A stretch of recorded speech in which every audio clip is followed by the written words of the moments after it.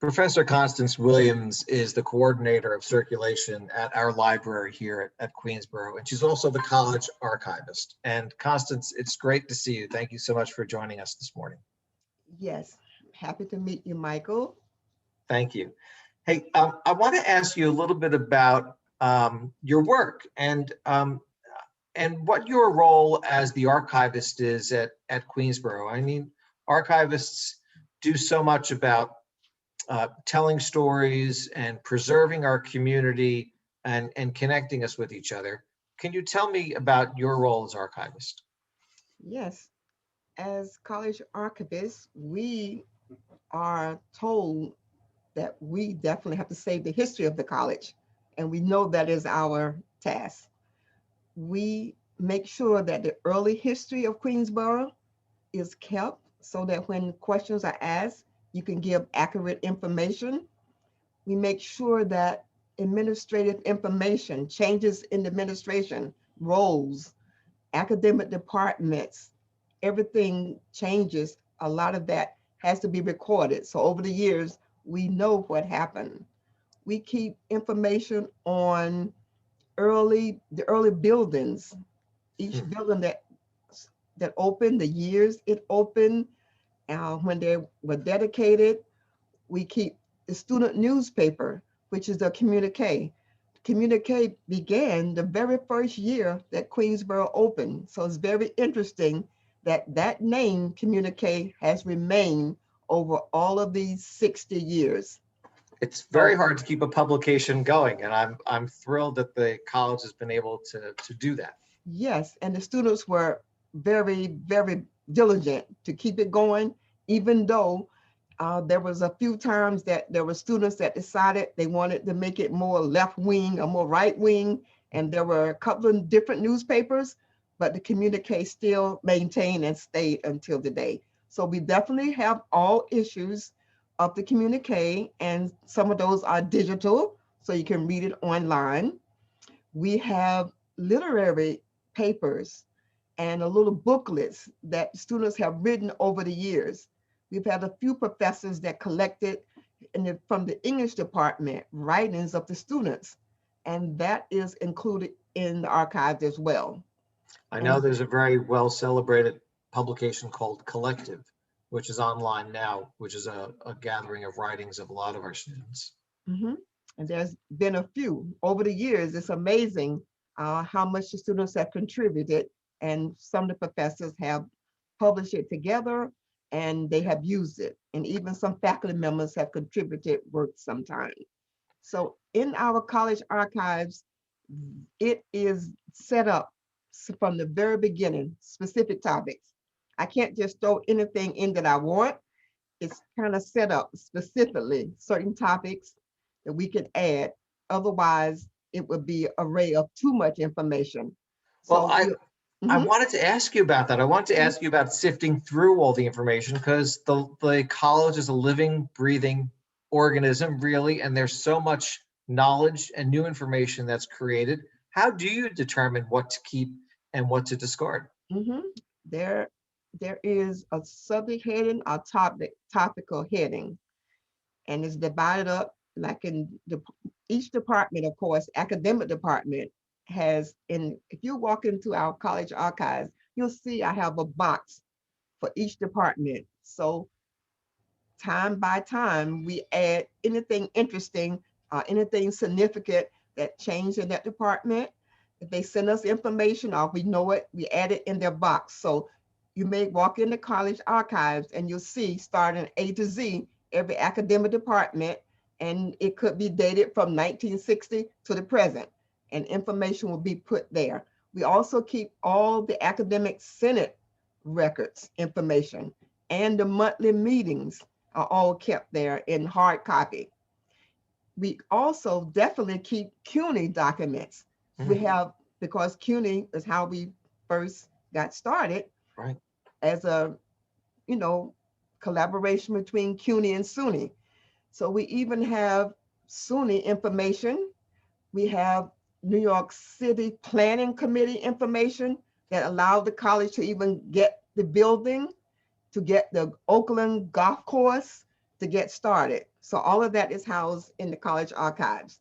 So from CUNY, we have from the 60s, everything, the budget, we have all the committees, large committees in CUNY, major ones, and then we break it down to QCC. So we have CUNY, QCC, and then we have all the other information, such as the Board of Trustees. All of that information is now bound. It used to be just hard copy. So now definitely it's bound. It makes it easier, but all of these documents have to be kept and housed. So if someone asks for a question, we have to be able to find it, because we have students that come back from the 70s that would send an email and say, can you find my photo? Really? No one believes I went to college or something like that. So we get all different types of questions, but we definitely keep student yearbooks from 1960, which is called the Aurora to the present. We have all these QCC bulletins from the very beginning to the present. So all those things we house. And of course, we run out of space, but we still keep adding. You must have some really interesting stories and specialized knowledge about the college that not many people know about. Do you have some interesting facts to share? When we deal with primary sources, some of the professors will have the students writing a paper about primary documents. Yes. So when the class comes, it's so interesting. We set them up, we put gloves on them and let them go into the archives and find specific information. They might want things from a certain decade, from the 60s or 70s. And when they find those documents, we bring them back into the room and then they share what they found. And they are very interested in seeing how the students look in 1960s, how the hair looked, how they're sitting out on the lawn, you know, the difference in the dress, the difference in how the students had to go to class, even in the beginning when there was no sidewalk and they had to walk in the mud, how they started out. And we have pictures of when the students had to sit in the little orange buses because there were no classrooms, very few classrooms. So we have the pictures of them in the little orange buses like the kids take to school, and they're taking their classes in those buses. So there's a lot of information about how we got started, we persevered, and we've continued to go. And we can see the first buildings that the campus was able to build, which that was a technology building. That was one of the first in the mid 60s. And then you keep looking around and you see how each building just continued to grow. And we had more and more. And now the campus is a beautiful campus. Hey, what are your favorite pieces in the archive? What are your favorite documents or pictures? Do you have anything that you really feel is extra special? Oh, of course. We have a diary from one of the professors that was in mechanical technology department, and he actually had his diary set up so that he could write every day what he did in his classes. So and he also took pictures, which we have photos in black and white, and he wrote what he taught that day, when he gave a test in his full semesters, about 2 semesters, he recorded everything that he did. So that was interesting. And when we bring students to the library for a class, we often show that is one of the artifacts. We also have very interesting when Robert Kennedy came to the campus to dedicate the gym, the physical ed building. So we have the original letter that he sent back to the college saying that he enjoyed being on campus and that he was happy for our students and for the progress of Queensborough. So that's a few, but if you would look at the yearbooks from the 1960s and see the students and how they looked and enjoyed the campus, even without everything being new or fixed up, they were all around and on the grass, spread out, And they had so many clubs for the students to join that they were very active in the clubs. Okay. They even had one club called the Playboy Club, believe it or not. Yes, they did. I don't think that would be correct today. On our campus. So it was popular. So there were many clubs dealing with all the different cultures. You know, they had every different culture. They had Asian culture clubs, Black History Month clubs. They had Spanish clubs. They were really versatile at that time. With everyone that wanted to join a club, there was something listed for them. So that was pretty interesting that they did that in the early 60s and 70s. How long have you been with Queensborough? That's an interesting question. I started as an adjunct. So I was at Queensborough 3 years as an adjunct while I worked in Manhattan. And then I became a substitute and then full time. So that was 1991 to 1993, 3 years as an adjunct. Right. And now I've been full time since that. So Count the years. You've been in the college for half of its life. Wow, I don't want to look at it like that. But yes, I've been there more than 25 years. You will have seen a lot of change in the place. What's changed, but what's also stayed the same? And I guess I particularly want to know that in terms of students and their attitude towards their work, where they're from, how they spend their time. What's it been like over the last 25 years? Over the years, it has been a social place. We cannot rule that out. There's been a lot of social going on, but there's also groups of students that come diligent to study, and some come and study, go to class and come back and study into the night. They want to use the library. They also always come to the librarians asking for help. They need help with their papers. They need help with just figuring out sometimes just how to even get to the classroom, just reading their schedule.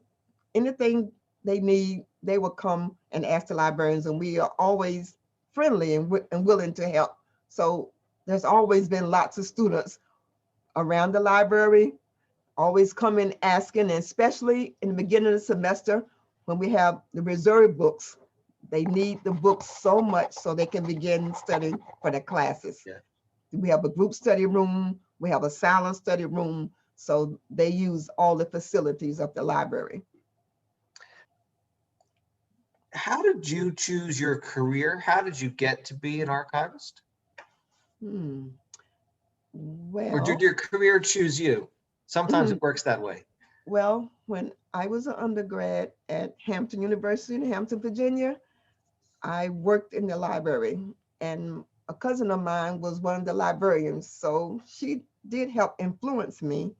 So I was able to get a scholarship to go to University of Michigan, and I wanted to be a medical librarian. So there was only 5 schools that were certified for medical librarians. So when I was accepted there with a full scholarship, I went to Ann Arbor to University of Michigan. So that's how I got started becoming a librarian. And I always wanted to be an English teacher as well. So later I went to Queens College and got a degree in education so I could combine the both. But being an archivist at Queensborough has been very interesting. We've done a few things, but there's a lot more to do. We received the Pavadan papers when Senator Frank Pavadan retired from Albany after he'd been in over 30 years. He wanted somewhere to donate his papers. So because the college and he were very close, he wanted Queensborough to have all of his papers. So we had about 88 boxes arrived on our doorstep on the back loading dock on a Christmas vacation weekend. And then another 60 some boxes came. So they were all just thrown together in a box. So that was my task, was to organize all of these papers and put them with finding aids so people could find the information. And it was done. Took a couple of years to get it all done. And then at that time, President Call had a dedication, and he came with his family, and we dedicated the Pavadan Archives at Queensborough. So we have 2 rooms with the Pavadan Archives, the legislative part and all his other documents. So those are at Queensborough, and anytime you're on campus, I'll be happy to give you a tour of that. That would have been a monumental task to put that together.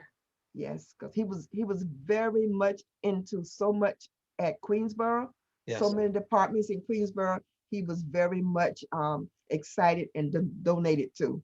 So we received his papers. And any time that I've been to the library, it has been packed with students. And I think that it's become, what I've seen is that it's a very much a collaborative working space for the students.